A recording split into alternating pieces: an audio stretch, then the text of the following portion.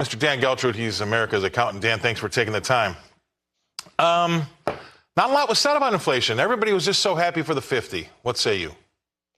Well, to be honest with you, I actually was caught a little off guard. I thought for sure they were going to go with 25. So now they go with 50, and that confirms that the Fed is certainly behind the curve. Well, we already knew that, but it confirms it because they've all but admitted it. So now they're playing catch up. Again, what else is new? This is how the Fed has been throughout. But to me, the half point really signals that there's a weakening economy, and you and I talk about this all the time. I don't know who they're trying to convince that you shouldn't believe your lying eyes, but clearly the economy is struggling.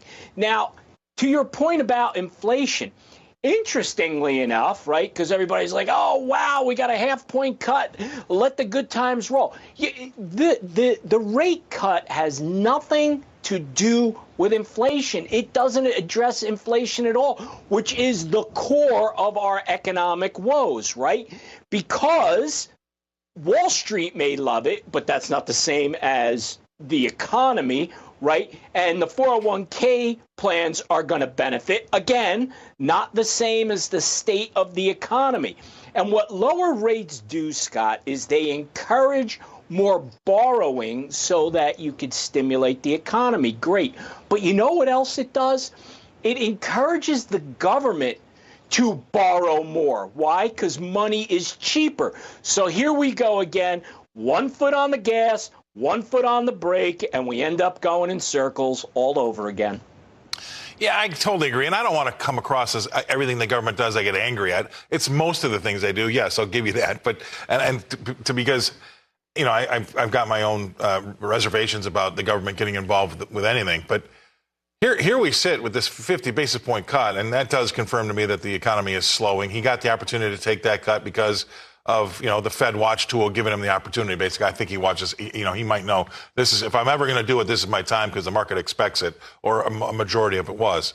But that doesn't change the fact that you've got some huge things, like you said, that are telling me we are in a dire straits, because when Tupperware goes out of business, when you have American icons that have been around a long time going out of business, that's got to tell you something.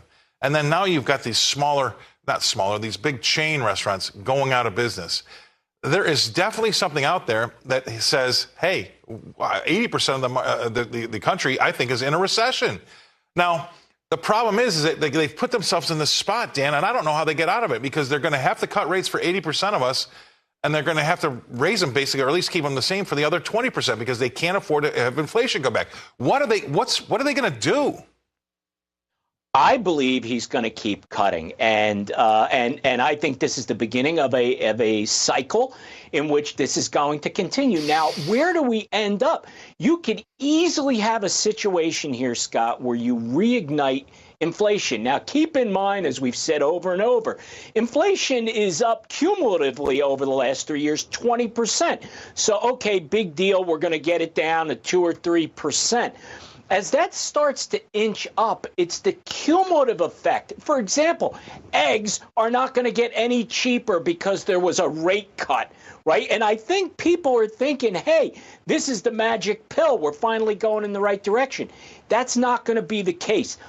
All of it, well, I shouldn't say all of our problems. A lot of our problems come down to a single action, and that is the continuous overspending by Republicans and Democrats, by the way. They're both causing the same problem. How do we get out of it? I got to tell you, that's one of the questions I literally don't have an answer to. Because if you remember correctly, the last time we had 0% interest, when they really slashed them to get the economy going, right? What did that do to pensioners, older folks, retirement people, right? That pushed them into the stock market because they needed to get a return on their money. But we've seen such an appreciation since then in the stock market. If he starts cutting a lot, like you say he may, 2, 3, 4 times more, are we going to be pushing the older folks, the retired folks, into a stock market now that's at all-time record highs? I mean, think about it, Dan. This is the part that I don't get. We're cutting rates. Now, I know the two aren't the same, but there is a little bit of something to be said about this. We're cutting rates with the stock market at all-time record highs. That's insane, if you ask me. Well, You know something, another thing we've talked about, as they're going to lower rates, right, the stock market is going to benefit from that, and it's going to push more people into the market. It puts the Fed in a position where they can't allow the market to go down anymore. They literally become the safety net for the stock market. So you want to know what? We should be in the market because it's becoming like it's FDIC insured, Scott. Right. It's like they've turned themselves into PPT. You've heard of that, right? The plunge protection team. They're not going to let the market. They can't let the market go down because we all need a trophy at the end of the day. We can't have any losers, can we, Dan? That's the world we live in, right? Everybody gets one. Appreciate you coming on. Thanks for seeing it. Great to see you again on a Monday. We'll see you again next week. That's Dan Geltrude.